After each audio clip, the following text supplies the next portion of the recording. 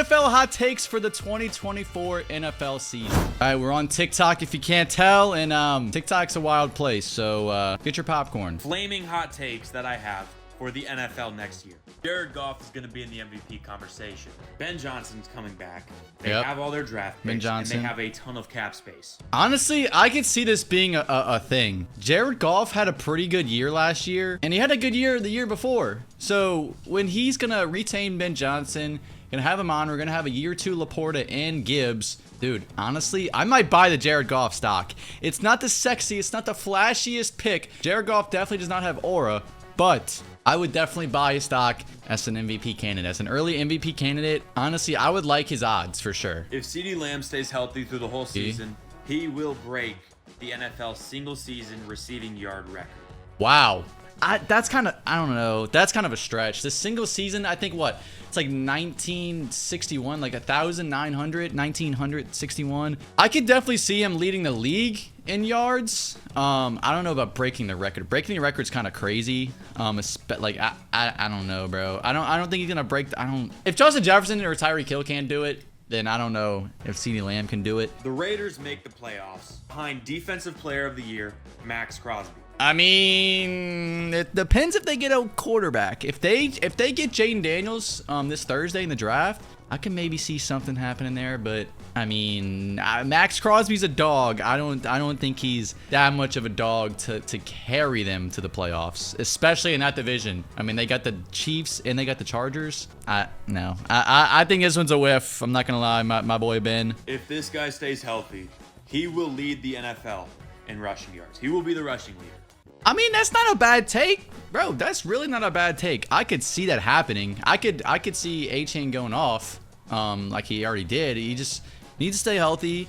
There really aren't that many good running backs in the league right now. So like, I could definitely see that. I mean, who even led the league last year? It was not Christian McCaffrey. Was it Josh? I don't think it was Josh Jacobs again. I probably look like an idiot, and I probably should know this, but I could definitely see him doing this if he stays healthy. But I mean, he just got to share the backfield with Mostert. That's the only problem. He's got to split carries with Mostert. So I don't think this would happen. But that's not a bad take. If he had the backfield to himself, I could definitely see this happening. And my final hot take. Oh, final hot take. This man will be next year's MVP. Oof. Getting an offensive head coach. Okay. I think Quentin Johnson has a bounce back second year. Oh, that's a hot take in itself. Drafting a tight end.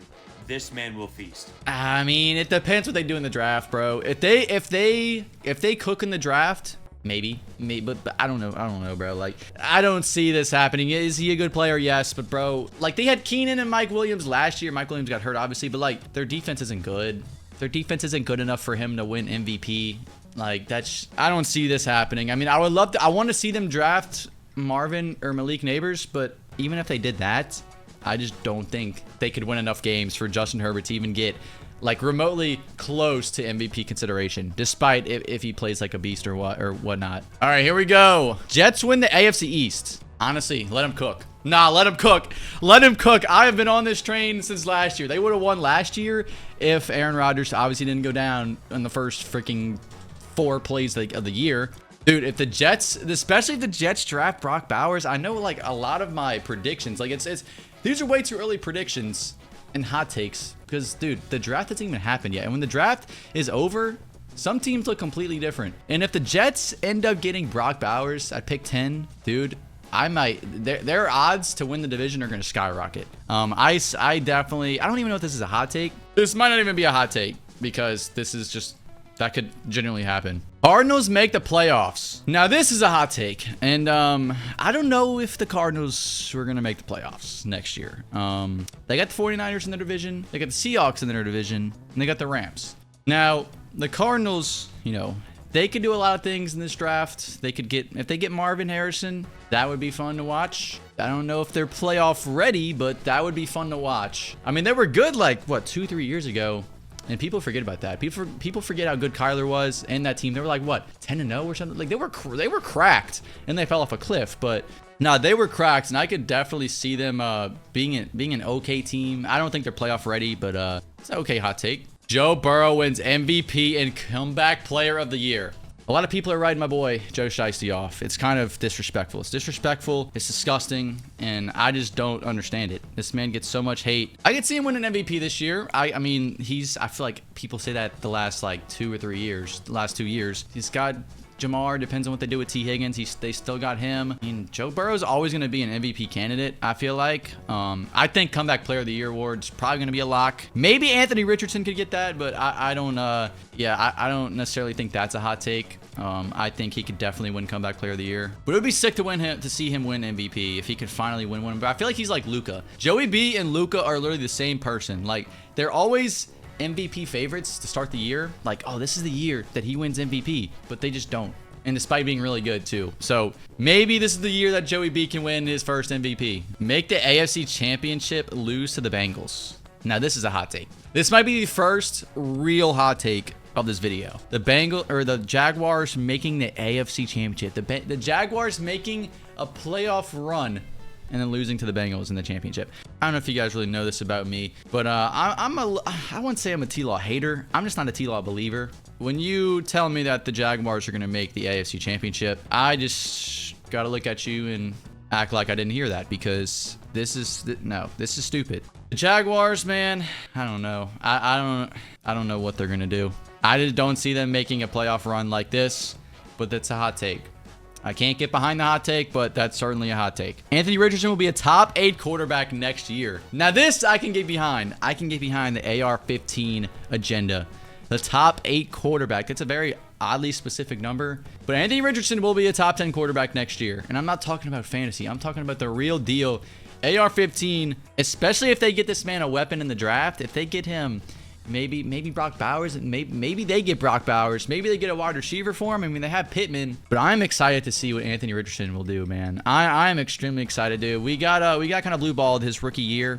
He was looking pretty good. He was fun to watch. I had him in fantasy. He was fun to watch. He obviously got hurt. I am all for buying this man's stock. It will never be lower in his career than it is this year.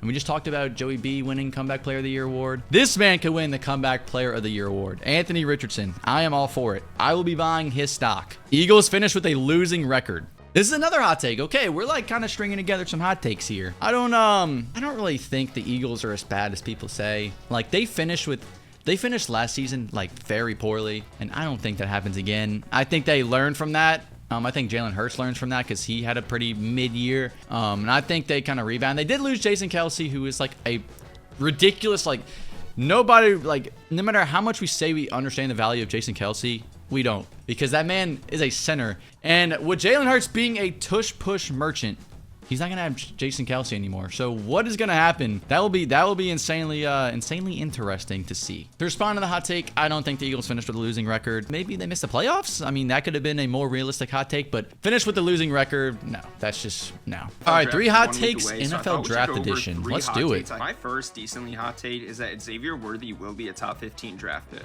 Oof, I think the team will fall in love with his 4.21 speed, and I do believe he will be Low-key, he is the John Ross 2.0.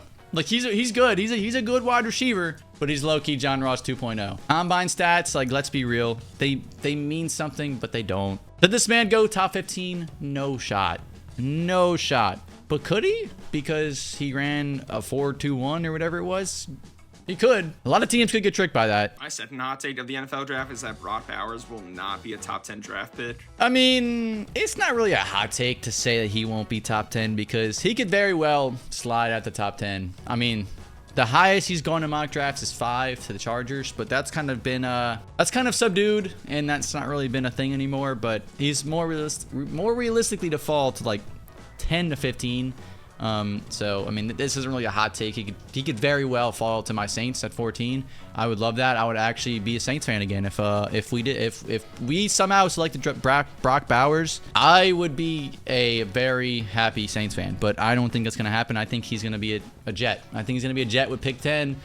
Hopefully I'm wrong, but yeah, I mean, that's not really a hot take to say he's going to fall out the top 10. My third hot take for the NFL draft is that Michael Penix will be a first-round selection. Okay. Not saying he deserves to be a first-round selection, but there are so many teams that need a quarterback in this draft. Okay. Okay, I was waiting for this man to say that Michael Penix was going to be, like, the best quarterback in the draft. I was waiting for that from that picture. But apparently that's not what he said. He obviously just said that he's going to be a first-round pick. And honestly, I could see it. I could see it maybe late first, maybe like the Seahawks or something take him. Yeah, I mean, I guess that's a hot take. I mean, he's not really been, he's been kind of making a late push. His PR team has been cooking the last like week or so leading up to the draft. Reacting to your all-time NFL hot takes. Oh God, I already see that this is looking like, yeah, this hurts. Oh my, I shouldn't have clicked on this. I shouldn't have clicked on this. I shouldn't have clicked on this. Oh no, don't get me started. Don't get me started. Don't get me started, bro. No. Okay, all right, I'm cooking. Let's talk about that no call, right? Let's talk about it. I think it was third down. The no call obviously happens, and we have to kick a field goal. Now, if that no call doesn't happen and we receive a penalty, we can just chew the clock out, kick a field goal, win the game. But since it didn't happen, I mean, if you guys remember, I remember it's not a Saints fan, obviously, but if you guys don't remember, after that, there was no flag, the reactions on the sideline, the reactions in the stadium from Sean Payton, from Drew Brees, from just the sideline to the fans in the stadium, it was so deflating. It was so deflating, nothing mattered anymore. Vegas called, and after that, all the momentum, all the joy and the energy just vanished. It literally just vanished, and it was never the same after that.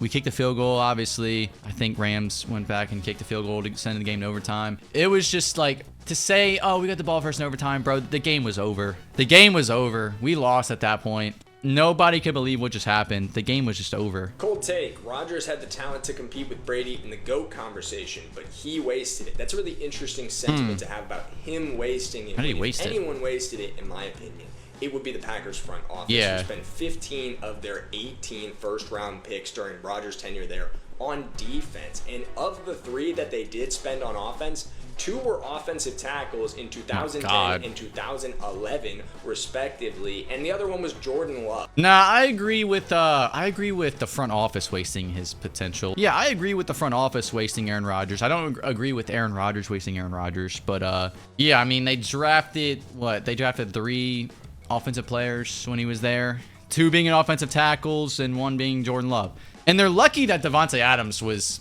Devontae Adams, because he obviously wasn't a first round pick. If they didn't hit on Devontae Adams, that man would have had no talent. Even with the extra game, no QB will come close to Peyton's 2013 season. Nah, this is I agree. objectively not true, to be honest with you, because Drew Brees was actually almost already there. Oh wait, actually let him cook. Peyton Manning did it. He did it in 2011. He threw for just 10 less yards, still in the 16-game era. Bro, to come 10 yards short of the record is actually crazy.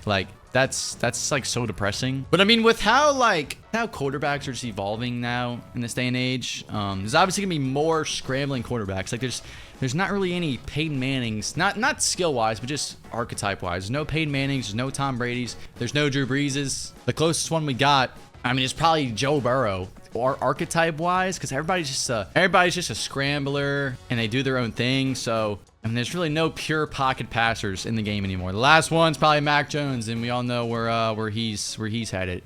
Headed to Shanghai. That's gonna do it for this episode of NFL Hot Takes. If you boys want to see more NFL content, let me know, because you guys enjoy the tier list rankings. So I'm obviously gonna do rebuilds and stuff like that in the channel. But if you guys want to see more NFL centered content like this, more reaction videos, more hot takes, questions, let me know. While you're waiting for the next video, check out this one right here.